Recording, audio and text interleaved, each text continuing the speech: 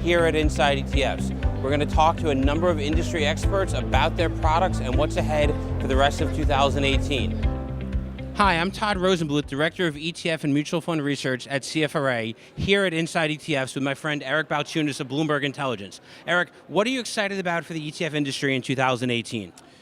Many things. You know me, I always like to see what new gadgets are going to be rolled out. You know, we've got all kinds of things. We've got new kind of fun stuff like the marijuana ETF and the space ETF. That's always fun. But then you've got really good solution-oriented products. We're probably going to see more package trades this year. At the end of the day, everything that Wall Street ever thought of or can think of will ultimately end up in an ETF. That's one thing. I always like that stuff. That's the innovative side. But then, of course, you always like the other side where investors are saving a ton of money. That's the sort of Vanguard, boring, plain vanilla, but good for you, kind of the vegetable side of the ETF market. We're probably going to see the first ETF that charges 2 basis points this year, right? The lowest one is 3, probably 2. Every year this seems to be cut by 1. That's always fun to watch that. Even though that moves at a glacial pace, that's literally moving money, you know, over to investors and I think helping the retail investors. So I look at those two sides, the sort of more fun, innovative side and the sort of mom and pop, bread and butter, plain vanilla, cheap stuff and how that's going to go. So let me go back to the first one of new innovative products. And that's something that we at CFRA are excited about. We cover ETFs typically around 2 months into its ETF life cycle. Yep. There's ETFs, the Franklin products that are country-oriented ETFs that launched in November that we're already covering here in January. Yep. Lots of new products that are coming out, and we're even seeing fees coming down for some of these more established products. Is that a good thing for advisors? You mean like the Franklin ones that came out at like 10 or 11? Yeah, or just lower cost products in asset categories that we're already familiar with. Yeah, look. I mean, let me just lay it out there. Most everything is going to feel significant cost pressure. We've seen that if you come out and you're just a basis point, let alone 10 or 12 cheaper, you are going to get some people who buy it.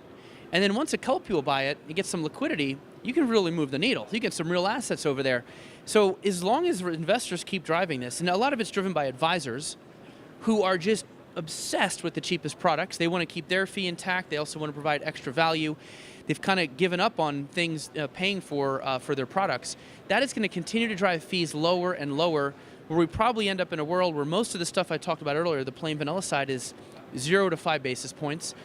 Then even on the other side, for the fun stuff, where at first you can get away with charging 95, 75 basis points for something that just is really like captures the imagination of investors. But even there, once that happens, you're going to see competitors like bots came in cheaper than Robo, and bots did well. And then even in the far out thematic areas, you're going to see that price competition heat up. It just won't be as devastating as the Vanguardian side. Yeah, but I think what's important, that's something that we highlight at our firm, is that the performance is going to be bigger, the gap, than the expense ratio. So I think you guys have shown it on Bloomberg. The difference in the performance between robo and bots is significant. The performance difference between IEMG and VWO is notably different. These products are constructed differently, and it's easy to look at the lower cost product, but sometimes advisors and investors need to go a little bit deeper than that. Yeah, I think there's probably an overreaction to the last couple decades where people felt they just paid too much across the board, so they're just coming back and they're saying, I just want the cheapest stuff. That's what I trust. I trust the fee, but you're right, you can over-trust the fee. And you're right, bots, robo, home builders, your favorite, those two, HB and ITB, I think they are. Right, that's it. Yeah, those two, ultimately the fee should matter, I think, more when you're looking for something that's a little, that's non-plain vanilla. Smart beta, themes, I think, or sectors. When you're looking at plain vanilla, I think that's where fee can start to rise up and even be one of the most important features of your selection, because that's just beta, and you can get that really cheap now, almost close to 0. And we were just talking to the panel before this, 90% of the press coverage is on that, the fun, wild stuff on the side that really only makes up 5% of your portfolio. 90% of your portfolio is that beta stuff that is very cheap, and that I think is where fee does matter and will continue to matter.